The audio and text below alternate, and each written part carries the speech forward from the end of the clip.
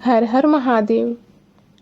12वां अध्याय भगवान की श्रेष्ठता और उनके पूजन की अनिवार्य आवश्यकता का प्रतिपादन। नारद जी बोले, हे ब्राह्मण, हे प्रजापति, हे तात, आप धन्य हैं क्योंकि आपकी बुद्धि भगवान शिव में लगी हुई है। हे विधे, आप पुनः इसी विषय का सम्यक प्रकार से विस्तार पूर्वक मुझसे वर्णन कीजिए। तब ब्रह्मा जी बोले, हे तात, एक समय की बात है, कमल से उत्पन्न होने वाले मैंने चारों ओर से ऋषियों और देवताओं को बुलाकर प्रेम पूर्वक सुंदर और मधुर वाणी में कहा, यदि आप सब नित्य सुख प्राप्त करने की इच्छा रखते हैं और नित्य अपने मनोरथ की सिद्धि चाहते हैं तो मेरे साथ क्षीर सागर के तट पर आइए। इस वचन को सुनकर वे सब मेरे साथ वहां पर गए जहां सर्व कल्याणकारी भगवान विष्णु निवास करते हैं। हे मुने, वहां पर जाकर सभी देवता भगवान जगन्नाथ, देवेश्वर, जनार्दन, विष्णु को हाथ जोड़कर प्रणाम करके खड़े हो गए। ब्रह्मा आदि उन उपस्थित देवताओं को देखकर शिव के चरण कमल का स्मरण करते हुए विष्णु कहने लगे। विष्णु जी बोले, हे ब्रह्मादि देवों और ऋषियों, आप लोग यहाँ किस लिए आए हुए हैं? प्रेम पूर्वक सब कुछ कहें, इस समय कौन सा कार्य आ पड़ा है? तब ब्रह्मा जी बोले, भगवान विष्णु के द्वारा ऐसा पूछने पर मैंने उन्हें प्रणाम किया और उपस्थित उन सभी देवताओं से कहा कि इस समय आप सबके आने का क्या प्रयोजन है, इसका निवेदन आप सब करें। देवता बोले, हे विष्णु, किसकी सेवा है जो सभी दुखों को दूर करने वाली है, जिसको कि हमें नित्य करना चाहिए। देवताओं का यह वचन सुनकर भक्तवत्सल भगवान विष्णु देवताओं सहित मेरी प्रसन्नता के लिए कृपा पूर्वक यह वाक्य कहने लगे। श्री भगवान बोले, हे ब्राह्मण, देवों के साथ आपने भी इस विषय में सुना है, लेकिन आज फिर आपको और देवताओं को बता रहा हूँ। हे ब्राह्मण, अपने अपने कार्यों में संलग्न समस्त देवों के साथ आपने जो देखा है और इस समय जो देख रहे हैं उसके विषय में बार बार क्यों पूछ रहे हैं? सभी दुखों को दूर करने वाले शंकर जी ही सदा सेवा करनी चाहिए। यह बात स्वयं ही उन्होंने विशेषकर मुझसे और ब्रह्मा से भी कही थी। इस अद्भुत दृष्टांत को आप सब लोगों ने भी देखा है, इसलिए सुख चाहने वालों लोगों को कभी भी उनका पूजन नहीं छोड़ना चाहिए। देव देवेश्वर भगवान शंकर के लिंग मूर्ति रूप महेश्वर का त्याग करके अपने बंधु बांधवों सहित तारपुत्र नष्ट हो गए। शिव की आराधना परित्याग करने के कारण से ही वे सब मेरे द्वारा माया से मोहित कर दिए गए और जब वे शिव की भक्ति से वंचित हो गए तब वे सब नष्ट और ध्वस्त हो गए।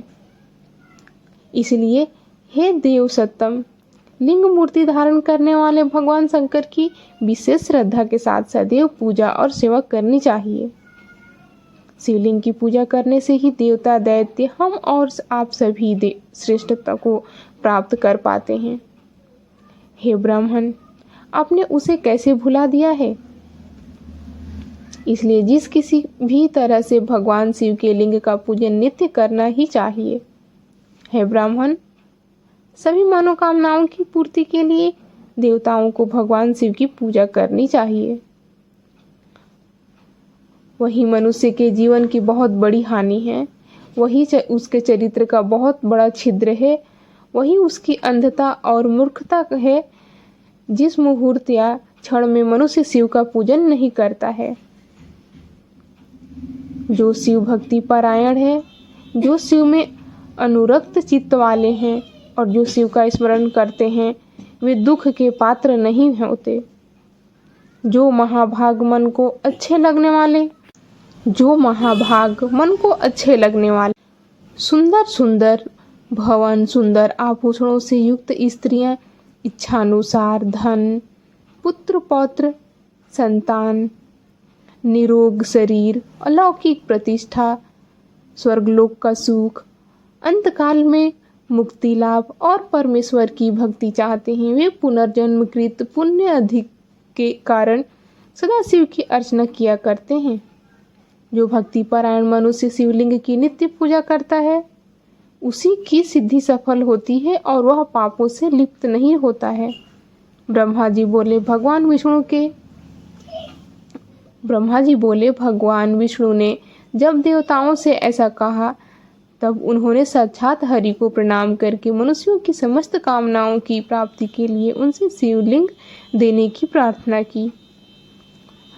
उसको सुनकर भगवान विष्णु ने विश्वकर्मा से कहा, हे मुनि श्रेष्ठ, मैं तो जीवों का उद्धार करने में तत्पर हूँ। हे विश्वकर्मन, मेरी आज्ञा से आप भगवान शिव के कल्याणकारी लिंग का निर्माण करके उन्हें सभी देवताओं को प्रदान कीजिए। ब्रह्मा जी बोले। तब विश्वकर्मा ने अधिकार के अनुसार शिवलिंग का निर्माण करके मेरी और विष्णु की आज्ञा से उन सभी शिवलिंगों को उन देवताओं को प्रदान किया। हे ऋषि श्रेष्ठ, वही मैं आज आपसे कह रहा हूँ, सुनिए।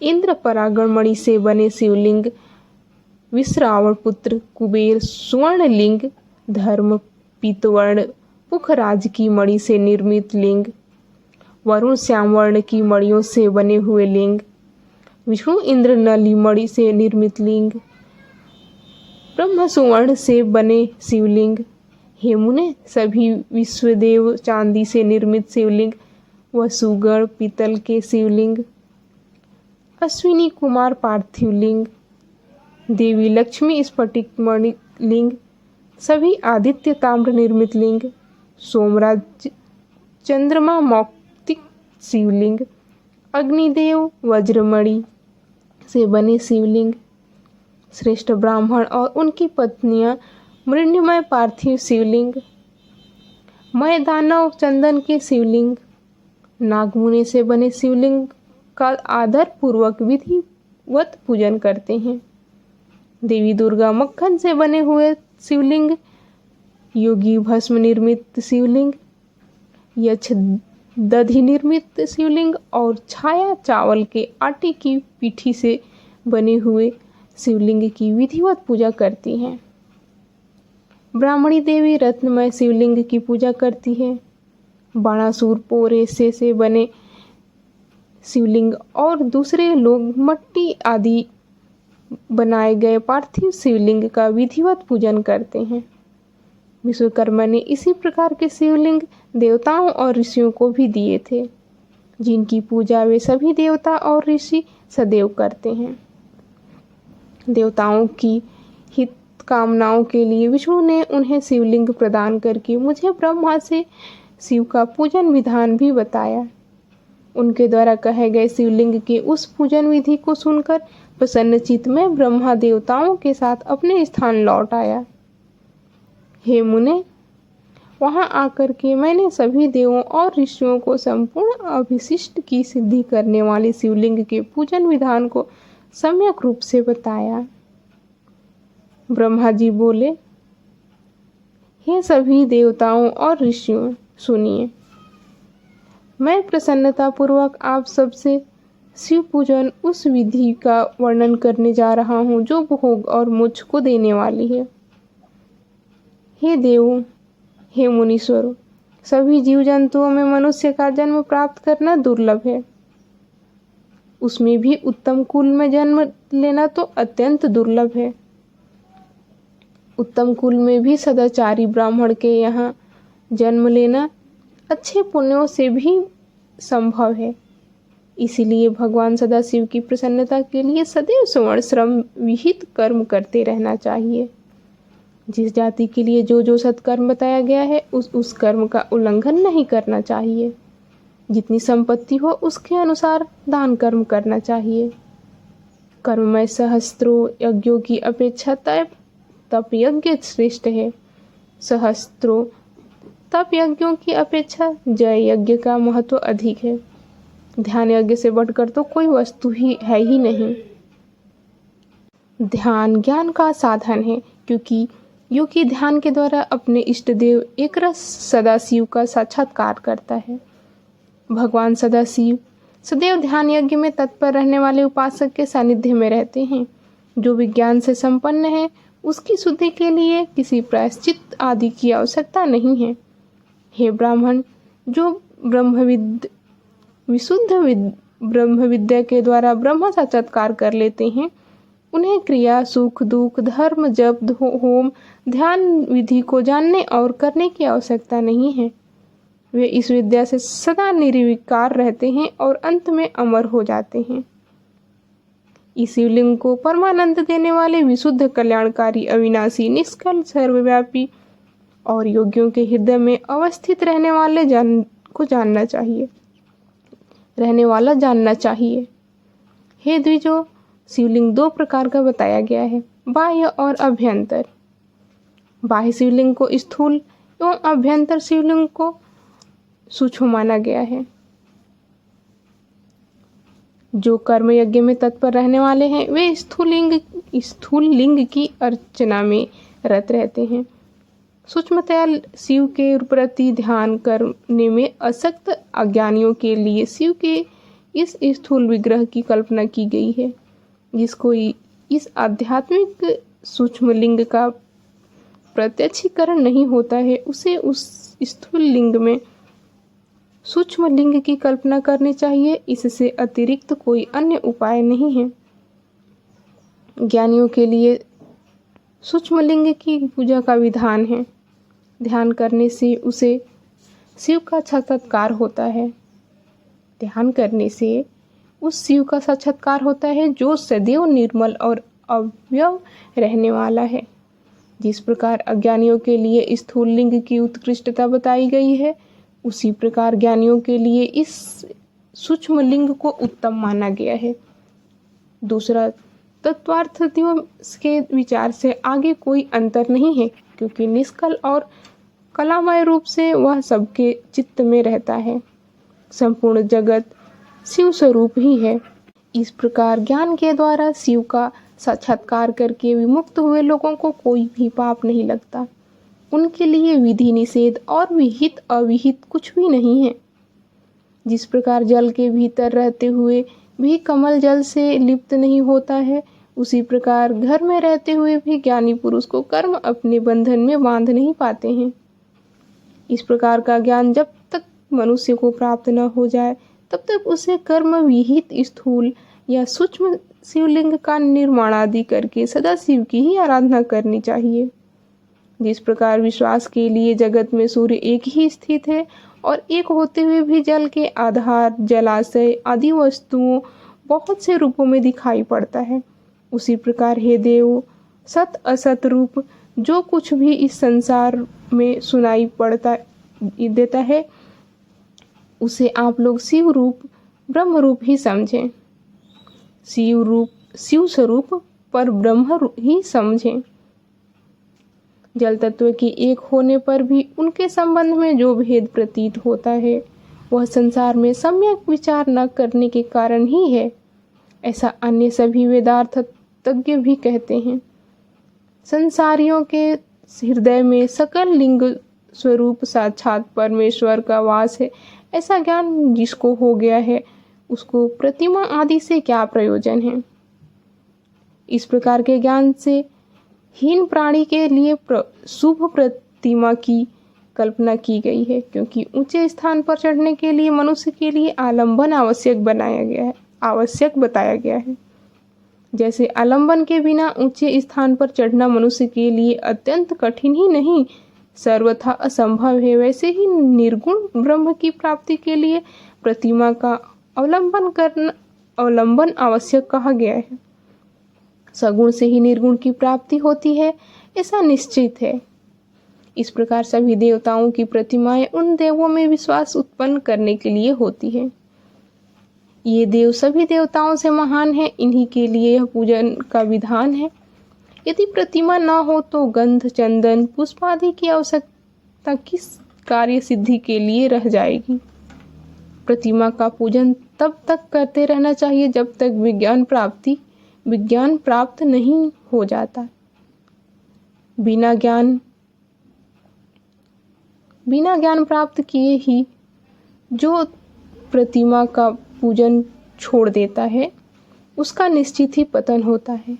हे ब्राह्मणों, इस कारण आप लोग परमार्थ रूप से सुने। अपनी जाति के अनुसार जो कर्म बताया गया है उसे प्रयत्न पूर्वक करना चाहिए। जहाँ जहाँ जैसी भक्ति हो वहाँ वहाँ तद रूप पूजन आदि कर्म करना चाहिए, क्योंकि पूजन आदि के बिना पाप दूर नहीं होता। जब तक शरीर में पाप रहता है तब तक सिद्धि की प्राप्ति नहीं होती है। पाप के दूर हो जाने पर उसका सब कुछ सफल हो जाता है। जिस प्रकार मलिन वस्त्र में रंग बहुत सुंदर नहीं चढ़ता, लेकिन उसे अच्छे से धोकर स्वच्छ कर लेने पर पूरा रंग अच्छी तरह से चढ़ता है, उसी प्रकार देवताओं की विधिवत पूजा करने से उस निर्मल शरीर में ज्ञान रूपी रंग चढ़ता है। तब जाकर उस ब्रह्म ज्ञान का प्रादुर्भाव होता है। विज्ञान का मूल अनन्य भक्ति है और ज्ञान का मूल भी भक्ति ही कही जाती है। भक्ति का मूल सत्कर्म और अपने इष्ट देव आदि का पूजन है और उसका मूल सद्गुरु कहे गए हैं और उन सद्गुरु का मूल सत्संगति है। सत्संगति से सद्गुरु को प्राप्त करना चाहिए। सद्गुरु से प्राप्त मंत्र से देव पूजन आदि सत्कर्म करने चाहिए, क्योंकि देव पूजन से भक्ति उत्पन्न होती है और उस भक्ति से ज्ञान का प्रादुर्भाव होता है। ज्ञान से परब्रह्म के प्रकाश का विज्ञान का उदय होता है। जब विज्ञान का उदय हो जाता है तब भेद बुद्धि नष्ट हो जाती है। समस्त भेदों के नष्ट हो जाने पर द्वंद्व दुख भी नष्ट हो जाते हैं। द्वंद्व दुख से रहित हो जाने पर वह साधक शिव स्वरूप हो जाता है। हे देवर्षियों, द्वंद्व के नष्ट हो जाने पर ज्ञानी को सुख दुख की अनुभूति नहीं होती और विहित अविहित का प्रपंच भी उसके लिए नहीं रह जाता। इस संसार में ऐसा गृहस्थाश्रम रहित प्राणी विरला ही होता है। यदि लोक में कोई हो तो उसके दर्शन मात्र से ही पाप नष्ट हो जाते हैं। सभी तीर्थ देवता और मुनि भी उस प्रकार के परब्रह्ममय शिव स्वरूप परम ज्ञानी की प्रशंसा करते रहते हैं। वैसे ना तो तीर्थ हैं, ना मिट्टी और पत्थर से बने देवता ही हैं। वे तो बहुत समय के बाद पवित्र करते हैं, लेकिन विज्ञानी दर्शन मात्र से पवित्र कर देता है।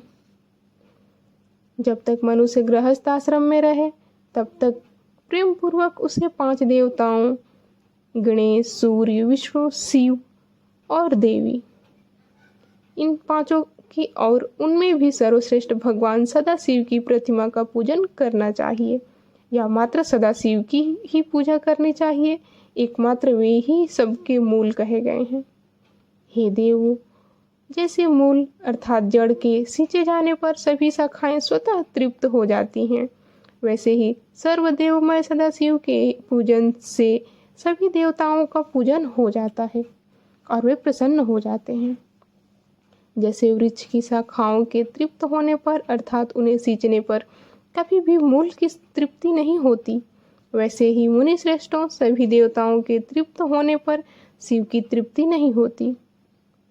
अर्थात सभी देवताओं के तृप्त हो जाने पर भी भगवान शिव भी तृप्त नहीं हो जाते हैं। ऐसा सूक्ष्म बुद्धि वाले लोगों को जानना चाहिए कि शिव की पूजित हो जाने पर सभी देवताओं का पूजन स्वतः ही हो जाता है। इसलिए सभी प्राणियों के कल्याण में लगे हुए मनुष्यों को चाहिए कि वह सभी कामनाओं की फल की प्राप्ति के लिए संसार का कल्याण करने वाले भगवान सदाशिव की पूजा करें। हर हर महादेव।